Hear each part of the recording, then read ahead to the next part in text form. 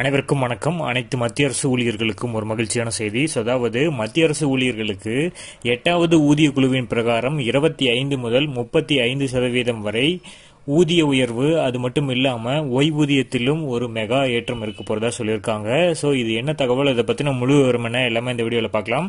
So skip பண்ணாம கடைசி வரைக்கும் பாருங்க. நம்ம சேனல்ல சப்ஸ்கிரைப் பண்ணாதவங்க பண்ணி வச்சுங்க. நம்ம சேனல்ல சென்ட்ரல் மற்றும் ஸ்டேட் கவர்மெண்ட் சம்பந்தமான ஆல் அப்டேட்ஸ் போட்டுருவோம். அது மட்டும் இல்லாம பென்ஷன் சம்பந்தப்பட்ட முக்கியமான அப்டேட்ஸும் இருக்கும். ஸோ மறக்காம சப்ஸ்கிரைப் பண்ணிருங்க. வாங்க வீடியோக்குள்ள போலாம்.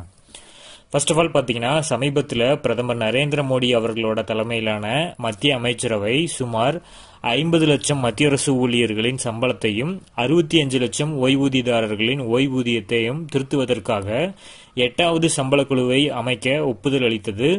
இது மத்திய அரசு ஊழியர்கள் மற்றும் ஓய்வூதியதாரர்களுக்கு ஒரு மிகப்பெரிய நல்ல செய்தி. ஸோ 8வது ஊதிய குழுவில் எதிர்பார்க்கப்படும் முக்கியமான மாற்றங்கள் என்ன அப்படிங்கிற கேள்விதான் எல்லாத்துக்கும் முன்னாடியும் இருக்கும். அது மட்டும் இல்லாமல் மத்திய அரசு ஊழியர்களுக்கு மாத சம்பளம் எவ்வளவு அதிகரிக்கும், ஓய்வூதியத்தில் எவ்வளவு மாற்றம் இருக்கும், இந்த விவரங்கள் எல்லாமே அடுத்தடுத்து பார்க்கலாம். 8வது ஊதிய குழுவில் குறிப்பாக பிட்மென் ஃபேக்டரில் முக்கிய மாற்றம் இருக்கும். பிட்மென் ஃபேக்டரில் அடிப்படையிலான இந்த அடிப்படை ஊதியம் நிர்ணயிக்கப்படுகின்றது என்பதால் ஊதிய கட்டமைப்பில் இதற்கு அதிக முக்கியத்துவம் உள்ளது. அடுத்ததா பார்த்தோம்னா, 8வது ஊதிய குழுவில் இந்த பிட்மென் ஃபேக்டர் 1.92 முதல் 2.86க்குள் இருக்க வாய்ப்புள்ளதாக ஊடக அறிக்கைகள் தெரிவிக்கின்றாங்க. 2.86 பிட்மென் ஃபேக்டருக்கு ஒப்புதல் கிடைத்தால் அது மத்திய அரசு ஊழியர்களோட இந்த ஊதியம் மற்றும் ஓய்வூதியதாரர்களோட ஓய்வூதியம் ஆகியவற்றை கணிசமாக உயரும். அடுத்ததா பிட்மென் ஃபேக்டர் 2.86 நிர்ணயிக்கப்பட்டால் மத்திய அரசு ஊழியர்களோட குறைஞ்சபட்ச அடிப்படை சம்பளம் மாதத்திற்கு 18,000 51,480 ரூபாயா அதிகரிக்கும். இதே ஓய்வூதியதாரர்களின் ஓய்வூதியமும் நல்ல ஏற்றத்தை காணும்.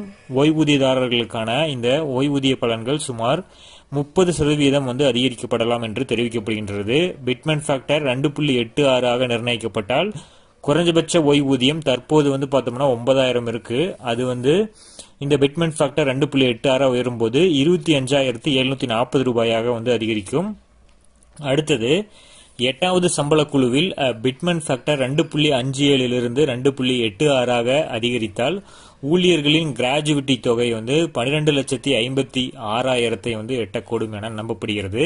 இது பணி ஓய்வு காலத்தில் ஒரு மிகப்பெரிய நிவாரணமாக அமையும். 8வது ஊதிய குழு மத்திய அரசு ஊழியர்களின் சம்பளத்தை 25% 35% வரை அதிகரிக்கும் என்று எதிர்பார்க்கப்படுகிறது. தற்போதைய பொருளாதார நிலை, பணவீக்கம் மற்றும் விலைவாசி விகிதங்களின் அடிப்படையில் அரசு ஊழியர்களின் சம்பளம் மற்றும் ஓய்வூதியங்களை மதிப்பிடுவதே 8வது ஊதிய குழுவின் ஒரு முக்கிய நோக்கமாக கருதப்படுகிறது.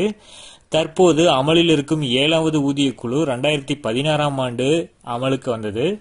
ஸோ இதில் குறைஞ்சபட்ச ஊதியம் மாதம் 18,000 ரூபாயாக உயர்த்தப்பட்டது. ஸோ அதே சமயம் அதிகபட்ச ஊதியம் 2,50,000 மாதம் இருந்துச்சு.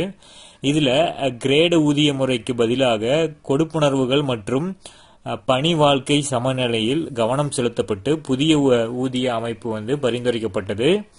ஸோ 7வது சம்பள கமிஷனின் காலம் 2026 முடிவடையும்.